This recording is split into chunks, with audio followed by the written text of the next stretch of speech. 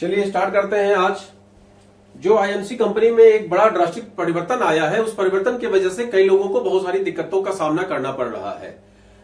बिल्कुल जायज सी बात है, कभी भी परिवर्तन जब भी किसी भी चीज में होता है, आपके जीवन में जब परिवर्तन आता है, आपके घर में परिवर्तन आता है, आपके किसी न किसी चीज में परिवर्तन आता है, आपके शरीर के अंदर में जब परिवर्तन आता है, आपके व्यवहार में जब परिवर्तन आता है, आपके रिलेटिव के व्यवहार में परिवर्तन आता है, आपके पेरेंट्स के व्यवहार में परिवर्तन आता है, तो हम सब लोग उस परिवर्तन को बहुत आसानी के साथ एक्सेप्ट नहीं कर पाते हैं। ये ह्यूमन नेचर है, ये प्रकृति की देन है, इसके लिए कोई बहुत ज्यादा गंभीर होने की जरूरत नहीं है। आप समझिए कि इस जीवन में परिवर्तन ही जीवन का सत्य है, इसमें कोई दो राय नहीं है। अगर हम परिवर्तन नहीं करेंगे तो हम एक्सटिंक्ट हो जाएंगे, हम इस दुनिया से विलुप्त हो जाएंगे। कई सारी ऐसी पंछी आपने देखी होगी जो आज इस धरती पर नहीं है।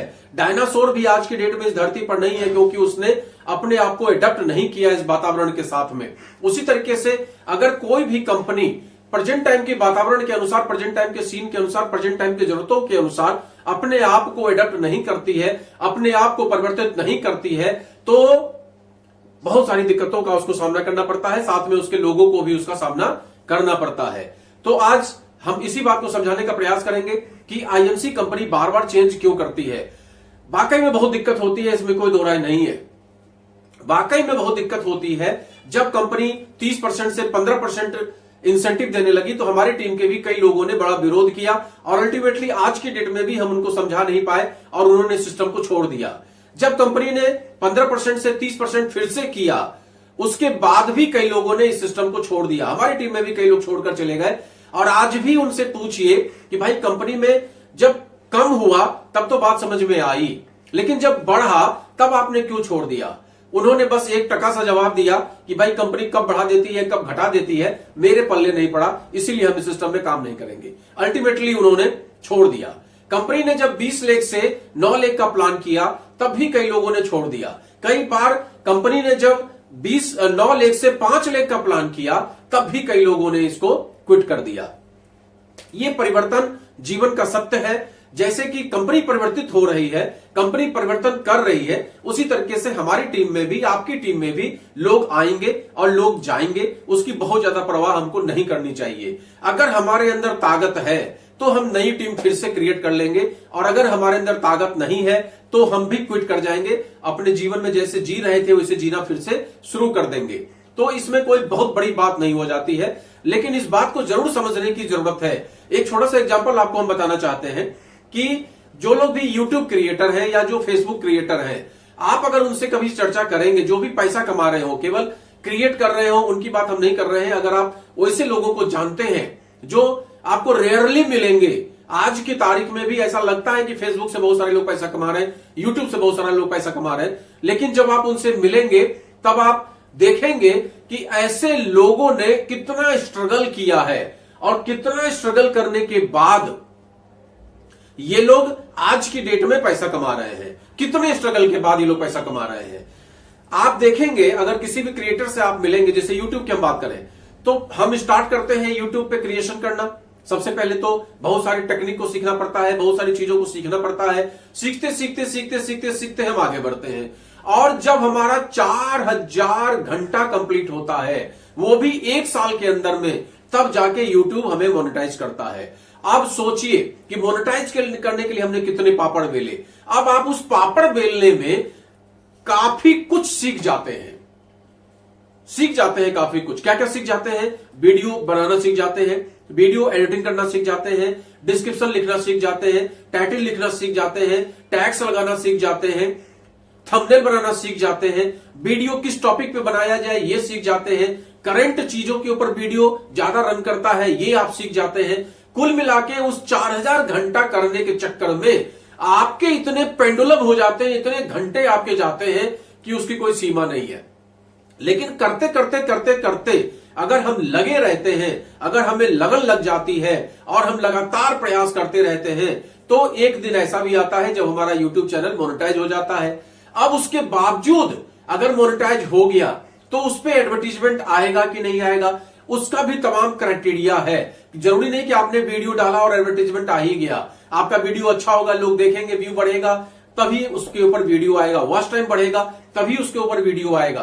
तो ये बहुत सारी दिक्कतों का सामना करने के बाद लोग यूट्यूबर बनते हैं, सोशल मीडिया इन्फ्लुएंसर बनते हैं, यूट्यूब से पैसा कमा पाते हैं या फेसबुक से पैसा कमा पाते हैं। मेरे कहने का अर्थ यह है कि वहां पर कितने स्ट्रगल के बाद हमको मोनेटाइज हमारा चैनल होता है और तब जाके हम पैसा कमाना शुरू करते हैं कि नहीं करते हैं, यह भी भविष्य के गर्त में है। और यहां पर डायरेक्ट सेलिंग बिजनेस में या आईएमसी बिजनेस में हम आप आज आईडी लिए और आज ही हमने काम सोचा कि चलो अब हम तो बहुत सारा पैसा कमाएंगे, कंपनी खूब सारा कमीशन बांट देगी। अरे भाई कहां से बांट देगी? आपके खुद के परचेज पे कंपनी आपको डिस्काउंट दे रही है, दैट्स ऑल। मेरा तो यह कहना है कि सत्येंद्र भाटिया जी बार बार 1000 बीबी किए, फिर 1100 बीबी किए, फिर 2500 बीबी किए, कल को हो सकता है 5000 बीबी कर दें। अरे भाई एक बार में 10,000 बीबी करके खत्म करिए, पहला स्लैब ही 10,000 बीबी पे कर दीजिए। जो 10,000 बीबी को टच करेगा उसको कमीशन मिलना स्टार्ट होगा, अदरवाइज नहीं मिलेगा। बिल्कुल सही बात है, एक बार में जो फाइनल डिसीजन लेना है वो ले लीजिए, क्योंकि हर जगह स्ट्रगल करके ही लोग आगे बढ़ते हैं। एक बार हमसे दिल्ली में हमारे एक सज्जन है मिलने वाले, उन्होंने कहा, बहुत दिन से मेरी उनसे बातचीत चल रही थी ज्वाइनिंग की, उन्होंने कहा कि 1100 बीबी करना है, चलो 3500 का सामान ले लेते हैं और उसको करते हैं। अभी जब ये नया अपडेट आया तो जब हम लोगों ने वीडियो डाला, उन्होंने भी मेरा यूट्यूब बड़े ध्यान से सुना और बाद में मैसेज किया कि भाई अब तो बहुत टफ हो गया है, 2500 बिजनेस वॉल्यूम करेंगे तब 10% का लेवल होगा। तो अब तो भाई हम मेरे बस का नहीं है, अब हम काम नहीं कर पाएंगे। अब जरा आप सोच के देखिए, मैं आप सब लोगों से पूछता हूं कि आप सोच के देखिए कि उस सज्जन को हमने क्या कहा। हमने उनसे कहा कि भाई आप क्या केवल 2500 बिजनेस वॉल्यूम के लिए इस सिस्टम में आए थे, 10% के लेवल के लिए सिस्टम में आए थे? भाई इस सिस्टम को लोग ज्वाइन क्यों करते हैं? इस सिस्टम को ज्वाइन करने के पीछे बहुत बड़ा लॉजिक होता है, चेयरमैन स्टार का लेवल लेना। पहला तो आपका पड़ाव होता है सुपरस्टार बनना। भाई 10% क्या है? कैशबैक लेने के लिए आप आए हैं क्या? वो तो किसी भी ढंग के आदमी से हम ही से मिल लीजिए, हम दे देंगे आपको। उसके लिए सिस्टम में कोई नहीं आता। इस सिस्टम में लोग आते हैं अपने ड्रीम पूरे करने के लिए, और ड्रीम पूरा कभी 10% के लेवल पे नहीं होता, कभी 20% के लेवल पे नहीं होता, कभी 25% के लेवल पे नहीं होता, कभी सुपरस्टार के 2-4 हजार के कमीशन में नहीं होता। इस सिस्टम में लोग आते हैं लाखों अर्निंग करने के लिए। उसके लिए पहले हमें क्या करना पड़ेगा? सीखना पड़ेगा। हमें टाइटल लगाना सीखना पड़ेगा, हमें वीडियो बनाना सीखना पड़ेगा, हमें डिस्क्रिप्शन सीखना पड़ेगा, हमें थंबनेल सीखना पड़ेगा। कुल मिला के यूट्यूब में जितनी चीजें हम लोग सीखते हैं, उसी तरीके से जिस भी सेक्टर में आप हैं वो पूरा ग्रंथ आपको सीखना पड़ेगा। जब तक आप सीखेंगे नहीं तब तक आप सरवाइव नहीं कर सकते किसी भी सेक्टर में। और वहां पर हम उम्मीद करने लगते हैं पैसे आना स्टार्ट हो जाए। अरे भाई कोई व्यक्ति बीटेक करने के लिए जाता है तो आप सोचिए बीटेक करने के बाद उसकी नौकरी लगती है, उस पीरियड में उसने कितनी पढ़ाई की है, कितने साल पढ़ाई की है, कितनी किताबें, कितनी कॉपियां भर दी हैं, जरा सोच के देखिए। कितने पेन के रिफिल उसने खर्च कर दिए हैं, तब जाके कहीं उसका बीटेक में एडमिशन होता है, तब जाके वो बीटेक भी 4 साल कंप्लीट करता है, तब जाके वो कंपनियों में अपना भेजता है रिज्यूमे, और अल्टीमेटली कहीं ना कहीं कोई कंपनी इसको एक्सेप्ट करती है और कहीं ना कहीं उसकी ज्वाइनिंग लगती है। सोचिए आप जरा, अगर उसको एकेडमिक पीरियड के रूप में आप ले ले तो कम से कम 3 साल आज के डेट में आदमी यूकेजी पीकेजी करता है, और 12 साल आदमी फर्स्ट से लेकर 12th करता है।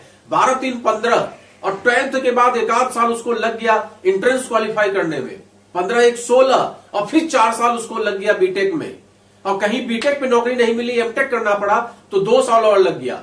कुल मिला के उसने 22 साल या 20 साल पढ़ाई किया, तब जाके कहीं उसको 50,000 1 लाख की नौकरी मिलती है। और आप डायरेक्ट सेलिंग सेक्टर में जुड़े नहीं कि आपको दे दनादन माला माल चाहिए, बहुत सारा पैसा चाहिए दे दनादन, और करना नहीं चाहते। 2,500 बिजनेस वॉल्यूम कंपनी ने कर दिया तो उनके ऊपर आफत आ गई कि 2,500 बिजनेस वॉल्यूम अब कर दिया कंपनी ने तो अब मेरे बस का नहीं है। तो भैया आपके बस का पहले भी नहीं था। आप ऐसे व्यक्ति हैं कि आपको इस सिस्टम में आना ही नहीं चाहिए था, और ऐसे किसी भी व्यक्ति को नहीं आना चाहिए जो 10% के लेवल पे स्ट्रगल देखते हैं। अरे हम लोगों ने तो पहले ही महीने में सिल्वर का लेवल लिया था। पहले महीने में, जिस महीने में हमने काम स्टार्ट किया उसी महीने में हमने सिल्वर लिया। मेरे अपलाइन ने कहा कि अगले महीने उसको मेंटेन करो, हमने कहा कि हम गोल्ड करेंगे, और संजोग ऐसा रहा कि गोल्ड भी नहीं हुआ, सीधे रूबी हो गया, सीधा एक छलांग लगा के रूबी हो गया। उसके बाद उन्होंने कहा कि भाई अब कम से कम स्थिर होकर रूबी को मेंटेन करो। हमने कहा सीधा आपको डायमंड लेना है। संजोग से अगले महीने रूबी मेंटेन किया, उसके अगले महीने मेंटेन के बदले में सीधा डायमंड, और डायमंड करने के बाद सीधा 9वें महीने में चेयरमैन, और उसको लगातार मेंटेन करते हुए चले आ रहे हैं। अब जरूर उसको स्टेब्लिश, उसको मेंटेन करने का प्रयास कर रहे हैं, लेकिन लगातार हम लोगों ने बहुत तेजी के साथ ग्रोथ लिया। और आप सोचते हैं कि 10% का लेवल कंपनी ने चेंज कर दिया, 1000 से 1100 बीबी हो गया, अरे मेरे बस का नहीं है, तो आपके बस का वैसे भी नहीं है। 1100 बीबी से 2500 बीबी कर दिया, अरे मेरे बस का नहीं है, तो वाकई में आपके बस का वैसे भी नहीं है। ऐसे लोगों को डायरेक्ट सेलिंग बिजनेस में नहीं आना चाहिए। कहा जाता है कि भिखारी को तुरंत माल चाहिए, तुरंत, ऐसे हाथ फैलाएगा 10 रुपया दीजिए। दिहाड़ी मजदूर को पूरा दिन मेहनत करेगा, शाम में बोलेगा लाओ पैसे। सर्विस वालों को पूरे महीने मेहनत करेंगे, तब लाओ पैसे। लेकिन जो व्यक्ति बिजनेस एस्टैब्लिश करता है वो 3 साल 5 साल का पेशेंस लेके चलता है, और जो इंडस्ट्री लगाता है वो 10 साल 15 साल बाद का पीरियड सोचता है, आज का नहीं सोचता।